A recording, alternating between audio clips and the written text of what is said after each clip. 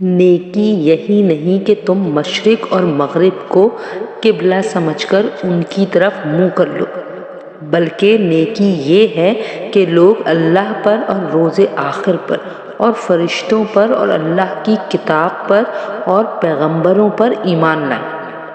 اور مال باوجود عزیز رکھنے کے رشتہ داروں اور یتیموں اور محتاجوں اور مسافروں اور مانگنے والوں کو دیں، اور گردنوں کو چھڑانے میں خرچ کریں، اور نماز پڑھیں اور زکوٰۃ دیں، اور جب عہد کر لیں تو اس کو پورا کریں، اور سختی اور تکلیف میں اور جنگ کے وقت ثابت قدم رہیں۔ یہی لوگ ہیں جو ایمان میں سچے ہیں، اور یہی ہیں جو اللہ سے ڈرنے والے ہیں۔ سورہ بقرہ آیت نمبر 177۔ ناظرین، نیکی سے مراد اچھے اور پسندیدہ کاموں کا بجا لانا ہے۔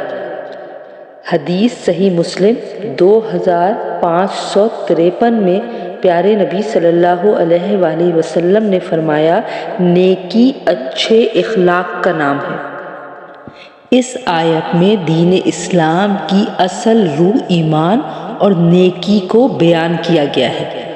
اس آیت کا تعلق تحویل قبلہ کے واقعے سے ہے، جب حضرت محمد مصطفیٰ صلی اللہ علیہ وآلہ وسلم نے 16-17 ماہ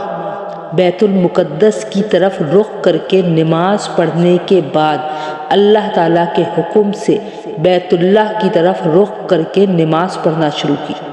تو یہود اعتراض کرنے لگے کہ یہ کیسا دین ہے کہ کبھی مغرب اور کبھی مشرق کی طرف رخ کر کے نماز پڑھتے ہیں۔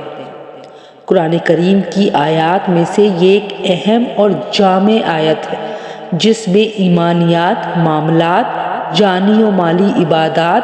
اور نیک اعمال کی تعلیم و ترغیب دی گئی ہے،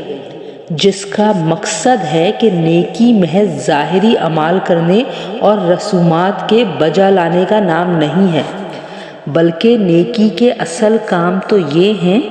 دین کے بنیادی عقائد پر ایمان لانا، معاشرے میں ضرورت مندوں کے کام آنا، اللہ تعالیٰ کے فرائض کو سر انجام دینا، معاملے داری میں سیدھا ہونا،